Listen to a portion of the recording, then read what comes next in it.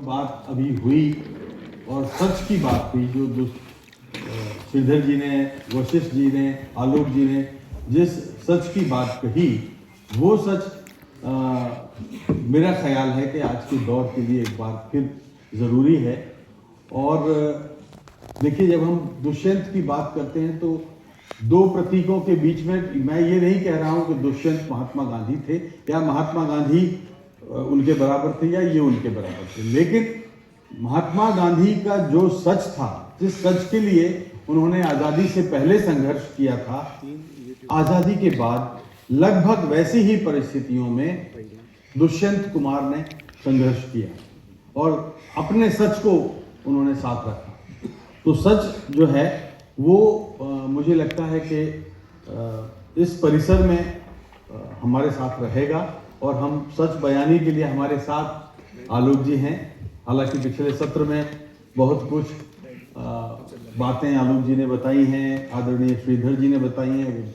कर्तृत्व पर ज़्यादा फोकस रहा है, क्योंकि इसलिए आलोक जी ने कारण स्पष्ट कर दिया था कि अब जो एक इस सत्र में हम उनके जिंदगी नामे को जानेंगे, क्योंकि हर इंसान की अपनी अलग परिस्थितियां होती हैं और वो परिस्थितियां किसी भी इंसान को, प्रेमचंद को प्रेमचंद बनाती हैं, गांधी को गांधी बनाती हैं, वरना गांधी तो बैरिस्टर बनने के लिए गए थे, डॉक्टर बनना चाहते थे। तो वो इस तरह की स्थितियां हैं कि जो हमारे सामने जो रूप हो, हम उस रूप को जानते हैं, कौन कैसे दुष्यंत बनते हैं।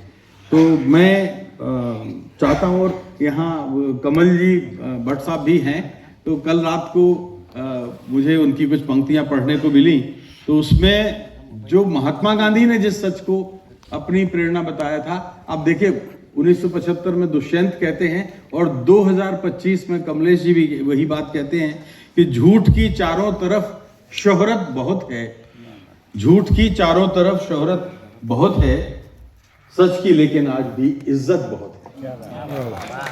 सच धड़क रहा है तो फिर इसमें कोई दो बात नहीं होती कि आप उस सच का सम्मान न करें। शोला हूं भड़कने की गुजारिश नहीं करता, सच मुंह से निकल जाता है, कोशिश नहीं करता। तो आलोक जी एक शायर के रूप में दुष्यंत जी की विरासत को सहेज रहे हैं, आगे बढ़ा रहे हैं, और मैं चाहता हूं कि इस परिसर में मैं उनसे बात शुरू करूं। हम आज आपको मेरी, वैसे तो ये 1-1.5 घंटे की फिल्म है, लेकिन 1-1.5 घंटे की लगातार फिल्म देखना शायद आपके लिए भी मुमकिन नहीं हो, क्योंकि अब ये 1:30 बज रहा, 1:45 है। इसके बाद नहटौर और चंदौसी में पढ़ाई, वहां से 12वीं पास की। ये आजादी के 1 साल बाद, यानी 1948 की बात है।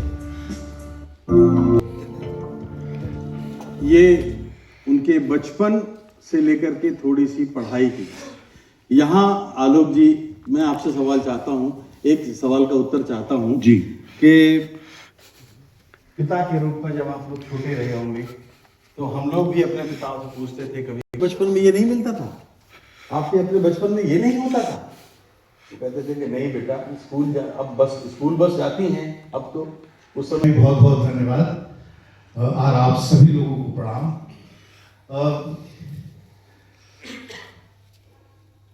दुष्यंत जी के साथ जो आपने मुझे आप गांव की गलियों में ले गए, तो मैं इससे पहले कि आगे बढ़ूं बताऊं कि ये जो हमारा पुश्तैनी घर है, ये हम उत्तर प्रदेश सरकार को अब दे चुके हैं, गवर्नर ऑफ उत्तर प्रदेश हमने दे दिया है, क्योंकि उत्तर प्रदेश सरकार वहां पर दुष्यंत संग्रहालय बना रही है। तो उनकी यादों को, उनकी कहानियों को, उनसे जुड़ी जितनी स्मृतियां हैं, उनको वहां पर संग्रहित किया जाएगा, जिससे कि भावी पीढ़ियां प्रेरित हो सके। आपने बचपन की बात की, तो मुझे जो बहुत ही जो विविड मेमोरीज जो होती हैं, बहुत ही खास, वो ये है कि हम अपने पिता के साथ जो यात्राएं किया करते थे बचपन में, तो चूंकि वो खुद एक जमींदार परिवार से ताल्लुक रखते थे, तो उन्होंने उस तरह के अभाव नहीं देखे कि आपके यहाँ ये था कि नहीं था। वो सारे उस संपूर्णता ने उनको सारी ये सुविधाएं तो मुहैया करवाई, पर उनका दिमाग खराब नहीं किया। मैं ये कहूँगा कि उनके अंदर जो ये विद्रोही चेतना आपको दिखाई देती है, अमूमन जब आप संपन्न हो जाते हैं तो आप उस चीज़ को, उस गुर्बत को, उस गरीबी को, उन अभावों को और जो इस तरह के विरोध होते हैं उनका आप कभी उसको अप्रिशिएट नहीं कर पाते हैं। पर दुष्यंत जी ने ये देखा और मैंने बचपन से ये देखा है, यदि कहीं भी कुछ गलत चीज होती थी वो हमसे भी कहते थे कि इसका विरोध, मुखर विरोध करना चाहिए। तो वो हमेशा से ये चीज उनके व्यक्तित्व में थी जो हम देखा करते थे, और ये इसको हमने हर जगह उनके व्यवहार में भी पाया और उनकी रचनाओं में भी पाया। आगे बढ़ने से पहले मैं बता दूं कि जो दुष्यंत जी के पिताजी थे चौधरी जी, भगवत सहाय जी, चौधरी भगवत सहाय जी, वो जैसा कि बहुत सारे लोग करते थे उस दौर में, देश गुलाम था और उस इलाके में क्रांतिकारी बहुत सक्रिय थे। क्रांतिकारियों की सहायता वो गुप्त रूप से किया करते थे। लेकिन अब ये बड़ी फिल्म है तो उसमें इसका जिक्र आएगा। एक बात और मैं बता दूं कि ये 10 साल पुरानी फिल्म है। तब अम्मा यानी श्रीमती दुष्यंत आलोक जी की मम्मी, माता जी, अम्मा उस वक्त होती थी। इस पूरी फिल्म में 3 किरदार ऐसे हैं जो नहीं रहे। एक तो अम्मा नहीं, हमारे बीच में नहीं, उनका आशीर्वाद ही है हमारे साथ। और दुष्यंत जी के एक बहुत अच्छे घनिष्ठ दोस्त थे डॉक्टर धनंजय वर्मा, विद्वान थे, समालोचक थे हिंदी के। तो लेकिन उनको बारे में हम जानेंगे और अम्मा को भी आप देखेंगे इस फिल्म में कि वो किस तरह से उन्होंने बताया। तो पढ़ाई की बात और अपने बचपन की बात तो आपने बताई। अब मैं ये बताऊंगा कि कैसे उनके बड़े हुए और शादी हुई, शादी का किस्सा, और वो खुद अम्मा ने हमें सुनाया।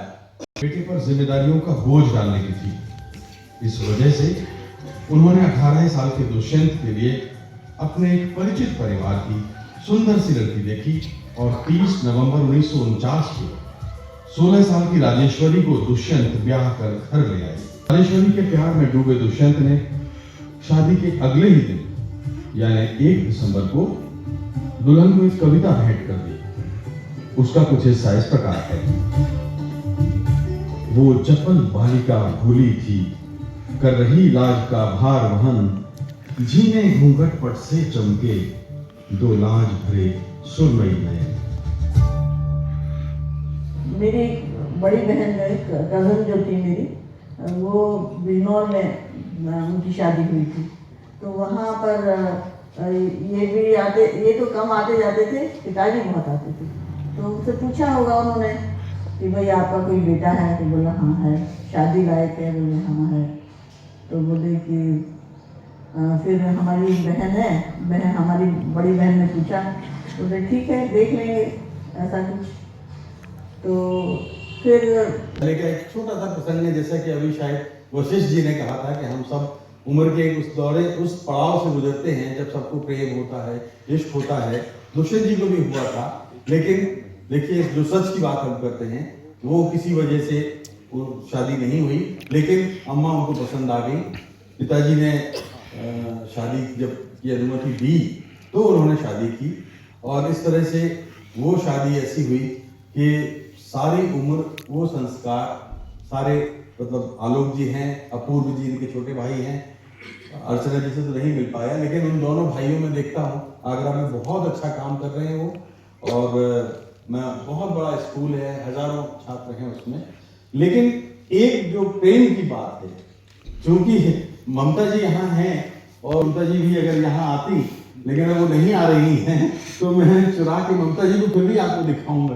तो ममता जी के साथ भी, ममता जी को तो आपने बचपन से देखा होगा, ममता जी ने आपको बचपन से देखा होगा, क्योंकि आप दोनों के परिवारों में बड़ा अच्छा घरोबा था। तो आपका विवाह कैसे हुआ, और अभी कुछ लगता है कि काश पापा होते तो कितना अच्छा होता आपके विवाह के वक्त? जी देखिए, दुष्यंत जी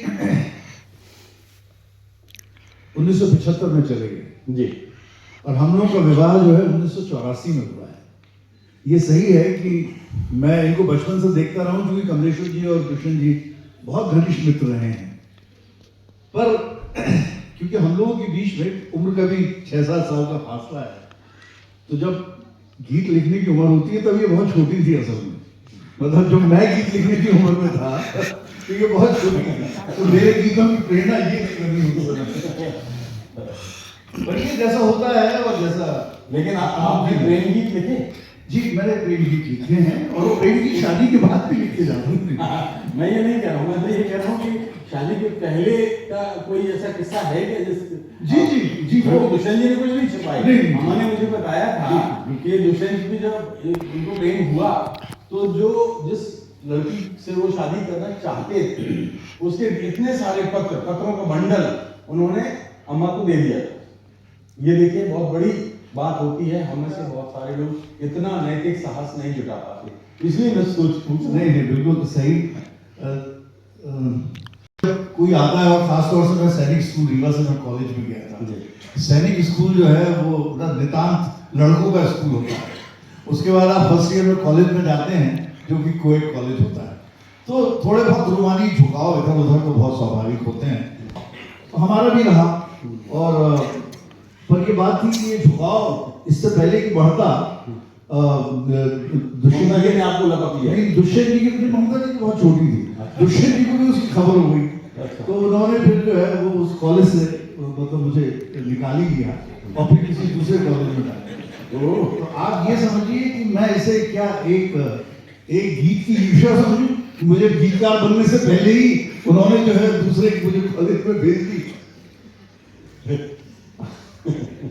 कॉलेज से निकाला, इतिहास अपने को दोहराता है। दुष्यंत जी से चौधरी भगवत सहाय जी ने भी यही बात कही थी कि यहाँ इश्क तो हमने भी बहुत लड़ाया है मगर हर लड़की से शादी नहीं करते थे, ये उन्होंने उनसे कहा था। जी ये दस्तावेज कहता है। दस्तावेज बिल्कुल। लेकिन देखिए एक दौर उस जमाने में जबकि हिंदुस्तान आजाद हुआ था, उस तरह से अमीरी नहीं थी, साक्षरता नहीं थी, तो सबकी अपनी अपनी भूमिकाएं बदल गई थी। संयुक्त परिवार होते थे, अब तो एकल परिवार हो गए हैं, सिंगल यूनिट फैमिलीज हो गई हैं। लेकिन मैंने भी अपना बचपन बिताया है और यहाँ पर आदरणीय बहुत सारे लोग बैठे हैं जिन्होंने ज्वाइंट फैमिली कल्चर देखा होगा। तो पढ़ाई के बाद एक वो जिम्मेदारी थी कि अपनी परिवार की जिम्मेदारी उठानी है, माता पिता भी बुजुर्ग हो गए हैं, साथ में चचेरे भाई बहनों की भी जिम्मेदारी उठानी है। तो वो बेरोजगारी और वो संघर्ष जो था वो भी एक अलग तरह का था। मैं चाहता हूँ